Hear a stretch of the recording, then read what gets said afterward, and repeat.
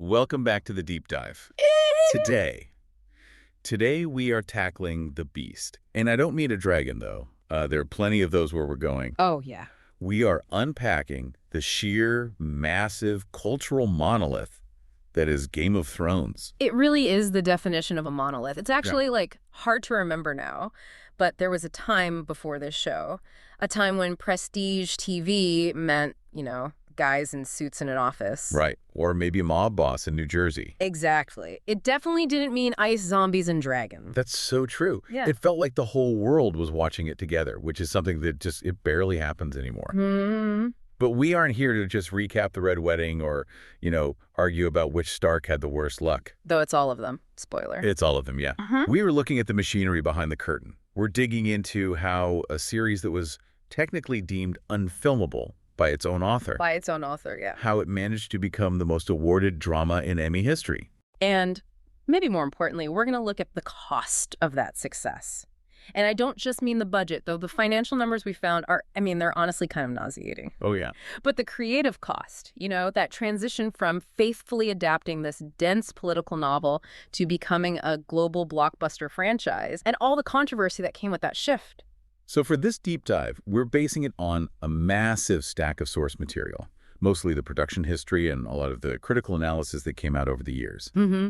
The mission today is to explore that whole journey, from that impossible pitch meeting all the way to that incredibly divisive finale. It's a roadmap that takes us through, disaster pilots that almost killed the show before it even started, Right. to global logistics that sound more like a military operation than a TV shoot, and a cultural footprint that literally changed the economies of entire countries. So let's start at the beginning, or I guess the pre-beginning, because the story of Game of Thrones on TV actually starts with a hard no.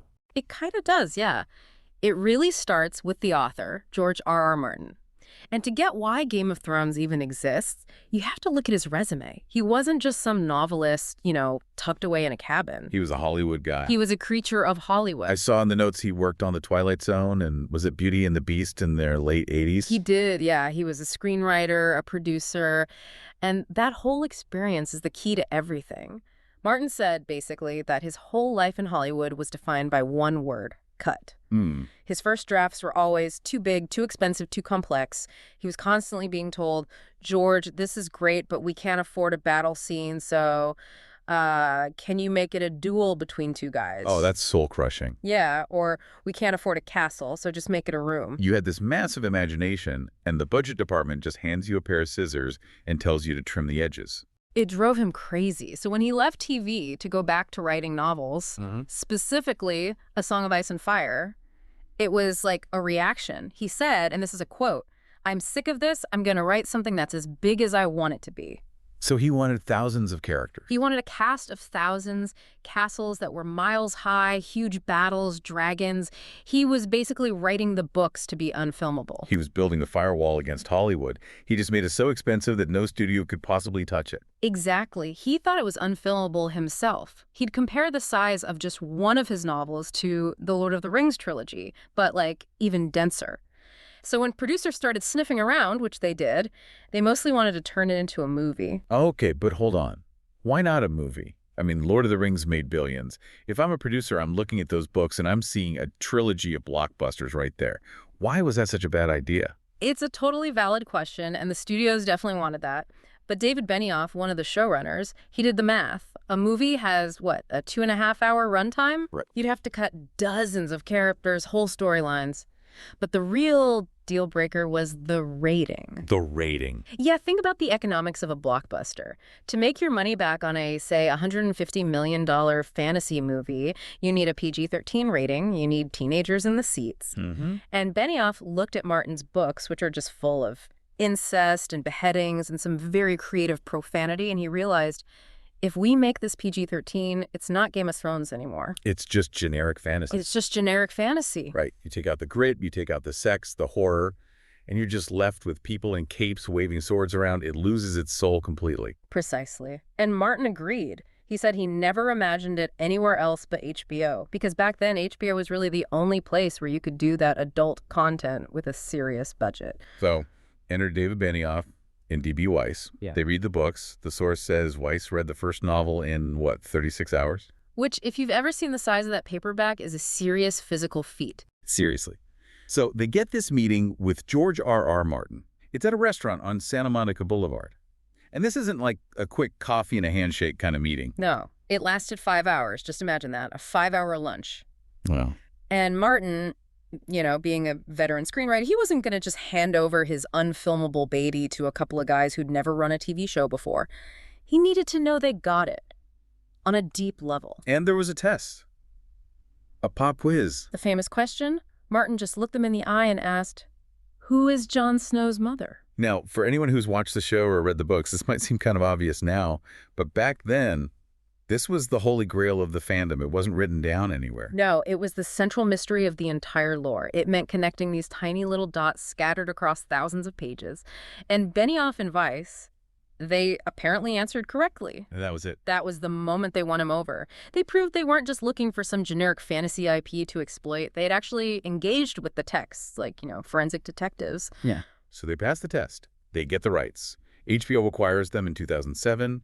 They start developing it. Everything seems great. They shoot the pilot in 2009. And history is made. Well, history was nearly ended. The pilot was a disaster. Define disaster, like it wasn't quite right, or like burn the tapes and never speak of this again. We are talking burn the tapes level. They shot the pilot Winter is Coming in 2009. They showed it in a private viewing to some friends, some colleagues, including screenwriters like Craig Mazin. Okay. And the reception wasn't just lukewarm. It was confused. People didn't understand that Jamie and Cersei were brother and sister. Wait, that's the main hook of the first episode? If you don't get that they're related, the ending where he pushes Bran out of the window makes absolutely no sense. Exactly. The storytelling was muddy. The wigs were apparently terrible. The chemistry wasn't landing. It didn't work. So what did HBO do? This is where we have to just pause and look at the money. That pilot reportedly cost HBO between $5 and $10 million. $10 million Yeah. for a single hour of television that nobody liked. In the corporate world, that is usually what they call a fireable offense level of failure. Oh, yeah. Most networks would just cut their losses, shelved the project, and fired everyone involved. Right. If I blow $10 million at my job, I don't get to say, oops, let me have another go.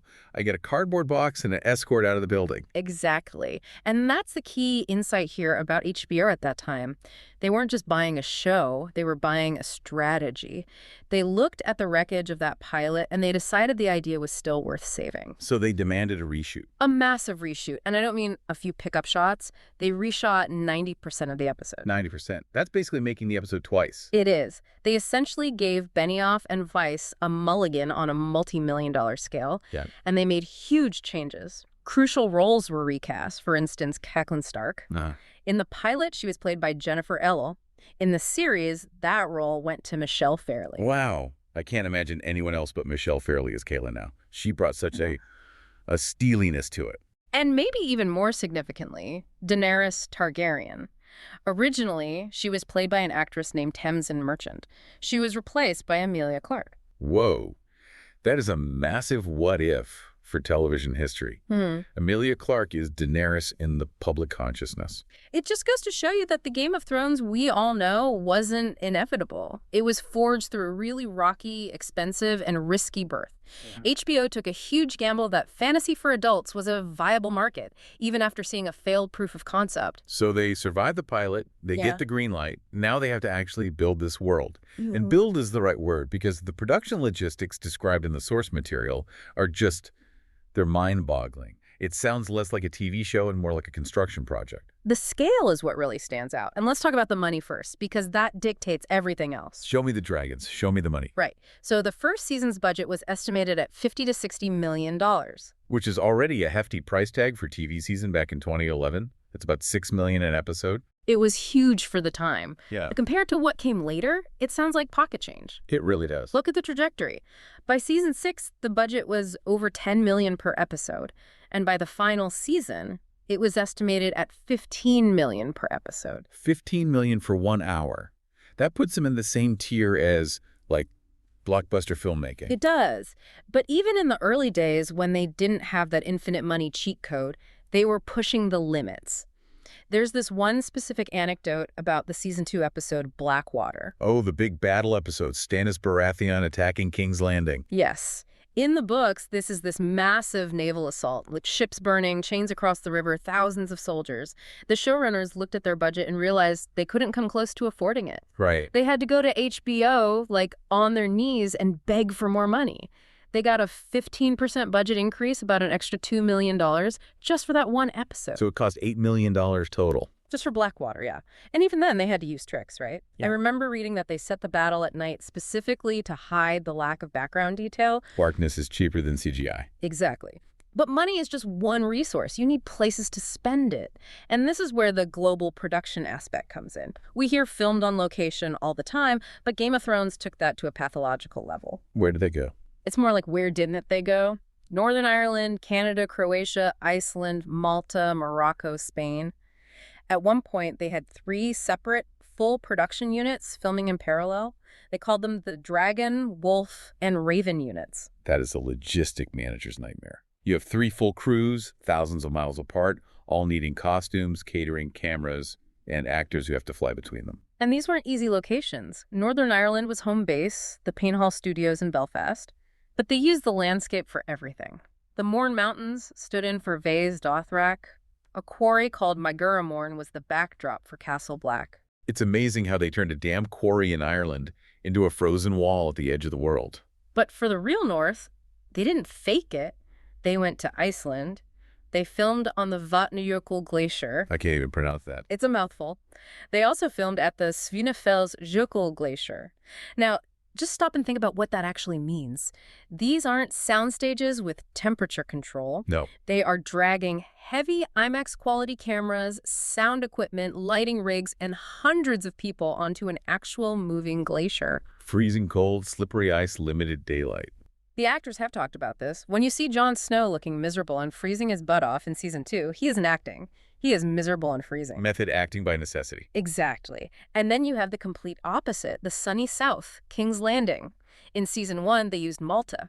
But for season 2, they moved to Croatia, specifically Dubrovnik. Ah, Dubrovnik. That's the image we all have in our heads now for King's Landing. That walled city on the water. It's iconic. The walls of Dubrovnik and Fort Lovrženak, that move really defined the whole aesthetic of the capital. It gave it this verticality, this sense of ancient, sun-baked stone that you just can't build on a backlot. And later they added Spain, right, for Dorne.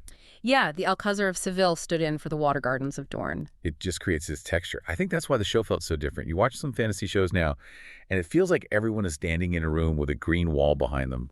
This felt gritty. Gritty is the perfect word. And that texture, it extends to the costumes.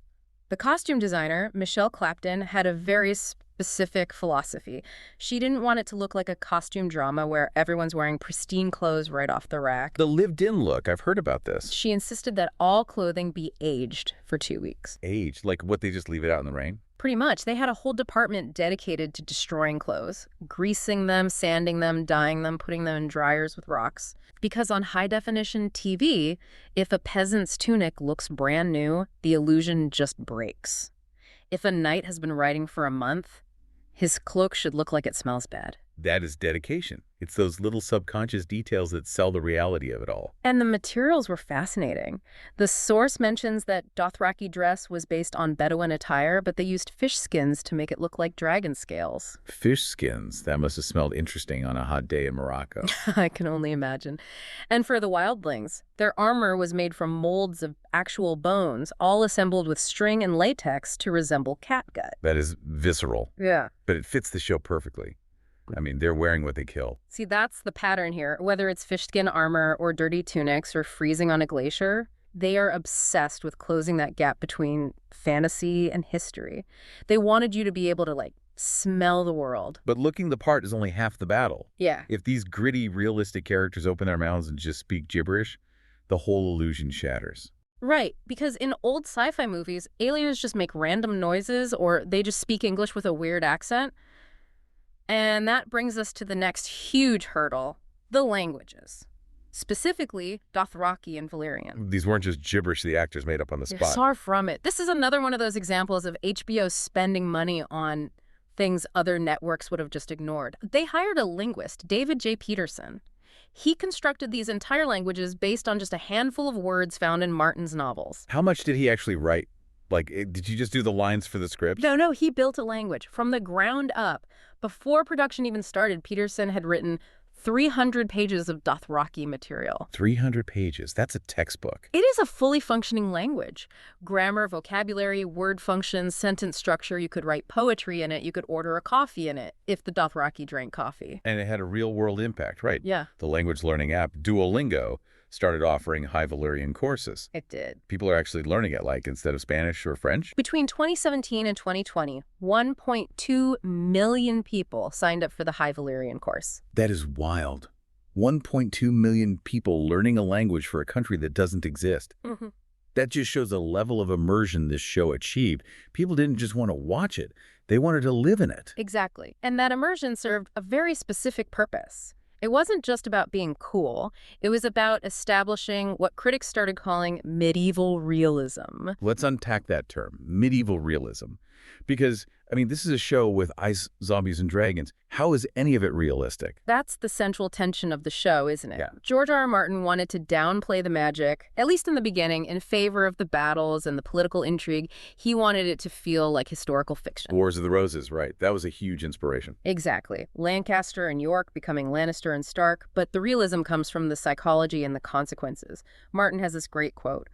The true horrors of human history derive not from orcs and dark lords, but from ourselves. Humans are the real monsters. And unlike traditional fantasy where, the hero has destiny and is definitely going to survive, Game of Thrones introduced this sense of genuine mortal danger. The death toll. We have to talk about the death toll. It became a running joke that you shouldn't get attached to anyone. The statistics are pretty sobering.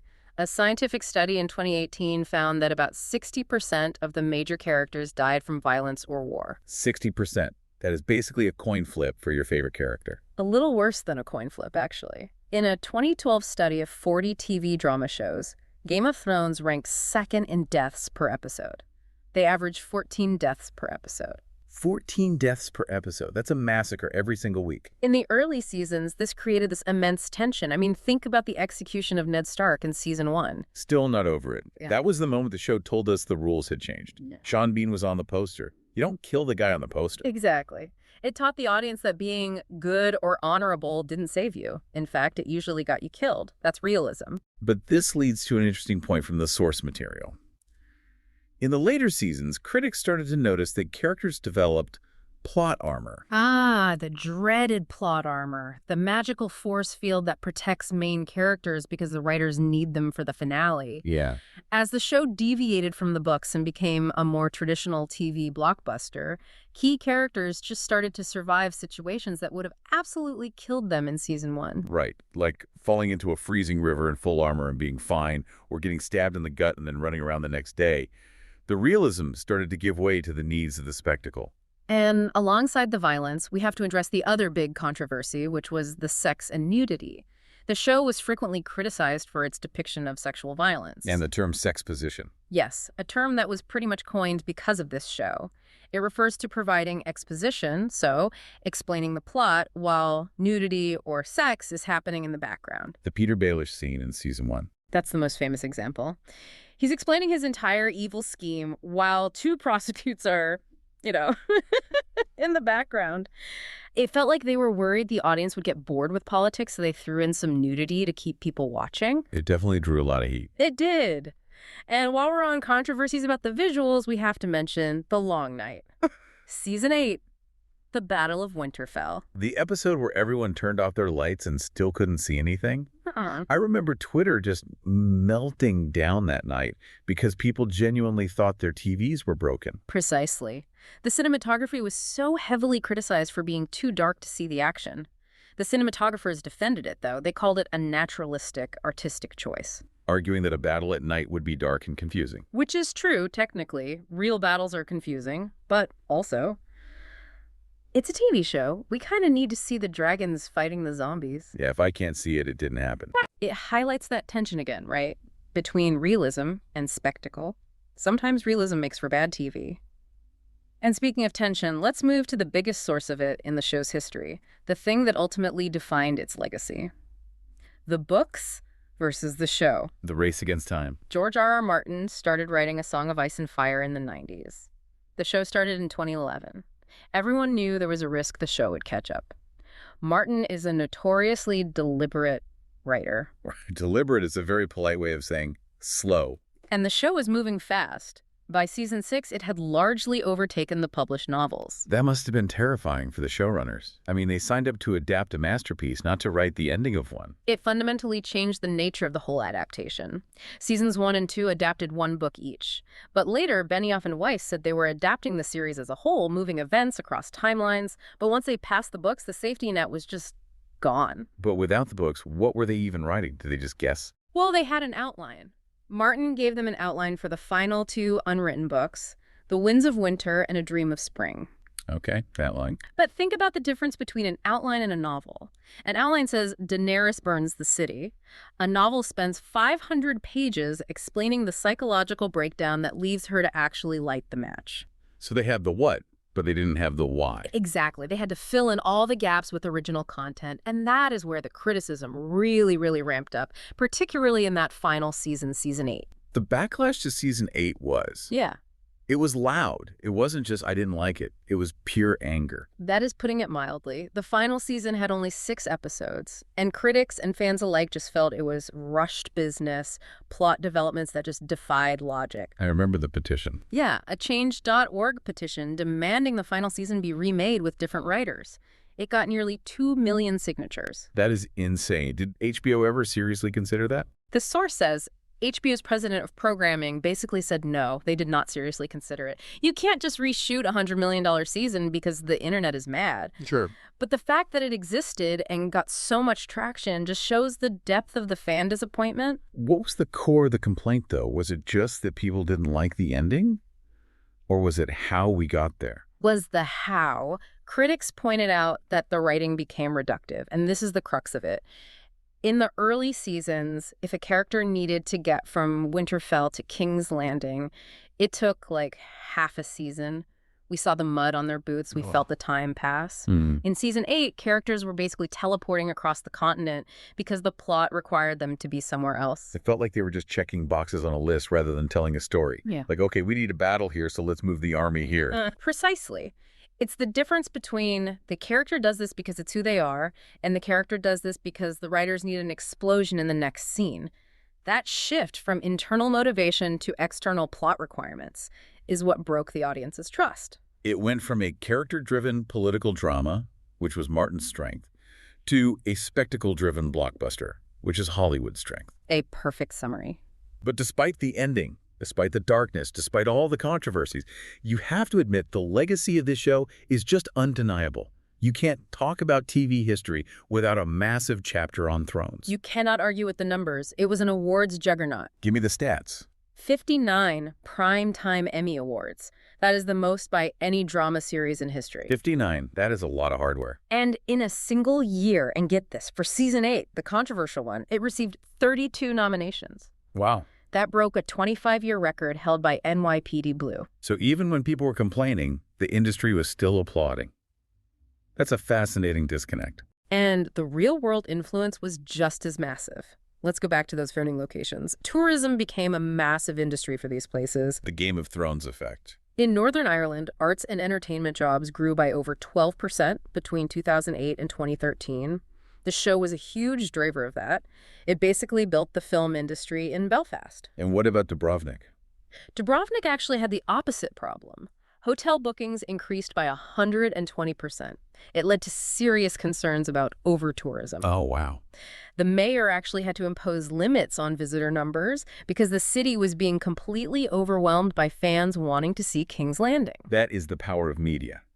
You create a fictional city, and you nearly crush a real one.